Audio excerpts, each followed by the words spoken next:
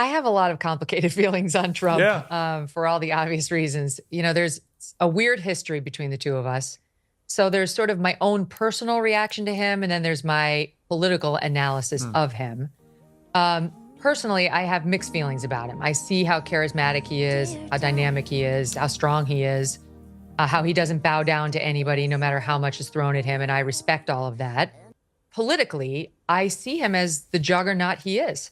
And I see him like forgive this, I'm not trying to say he's a superhero, but almost as a superhero who has the special gift of the more you fire at him, the bigger he gets. Yeah. You know, the larger he gets and the more empowered. That's him. That's what's happening. And the left doesn't see it. And there is, you know, Trump has almost become, it's not even about him anymore. No. It really is about saving America. It's about the before and after moment on the legal indictments of a former president, of the leading candidate to be the GOP nominee.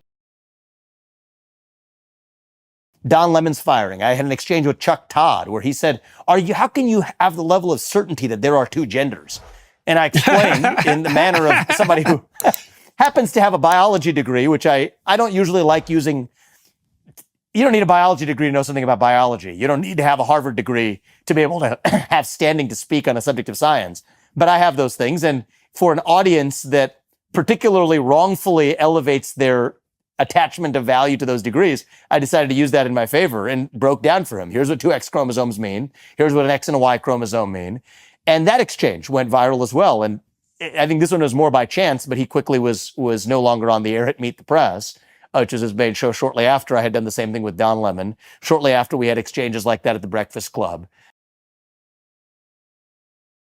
Chris Rock would do this thing where he would hire comics and they didn't write the jokes for him, but they would be like guys he would bounce stuff off. So he would have his ideas, he would go on stage, and then after his set, they would all meet and they would talk about the set. And, you know, guys would have taglines like, you could say this, oh, great, and they write that down, they're adding. So it's a collaboration. So you have the master, you have Chris Rock, who is so open-minded and intelligent and humble that he brings in other masters and says, tell me what I'm doing wrong. Tell me what I could change. Tell me what I can make better. Good for him. And they work together. And then there's people that have people that are essentially ghostwriters. They hire comics to write jokes for them. They pretend they're theirs. And they don't really write them at all. So that's another level, which is also honorable. Does anyone who does that get successful? I don't know. The Republican candidates aren't going to go on there, so they thought they have a Republican candidate who's running. Why don't you go ahead and go on Don Lemon's show?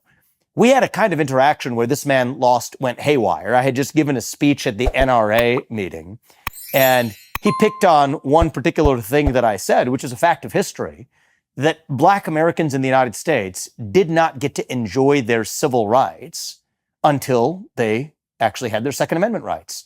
And the first anti-gun laws that were passed in the United States were designed to keep guns out of the hands of Black Americans. And that was part of a broader historical trend. And so in that case, anyway, I gave Don Lemon on air a history lesson, which caused him to, it ended up being a big favor for me on the campaign, lose his mind. You know, the earpiece that he had in, he was screaming at the people who were the producers in his ears, saying it was distracting him as he was engaged in this debate with me. It was such an uncomfortable moment for everybody involved, including anybody watching it. He was so proud of me, you know, and all his children and his grandchildren.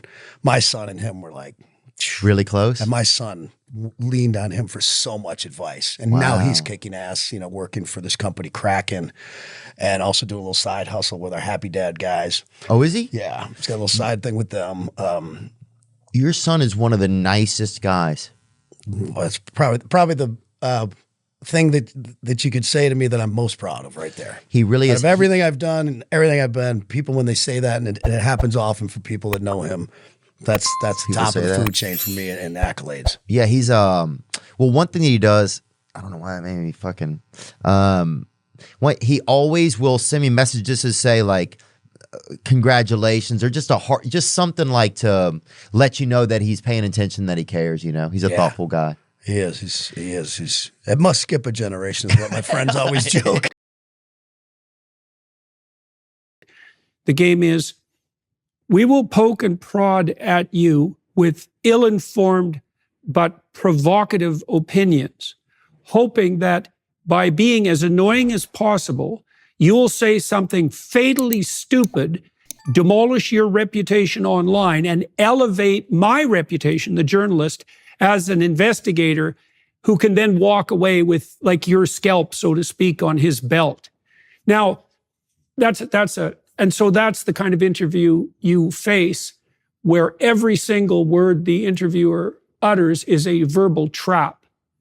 Okay, but my experience has been that if you keep your head during that interchange and you don't play the game, so you don't say anything stupid, you don't apologize, you don't get upset, that can turn viciously in your favor.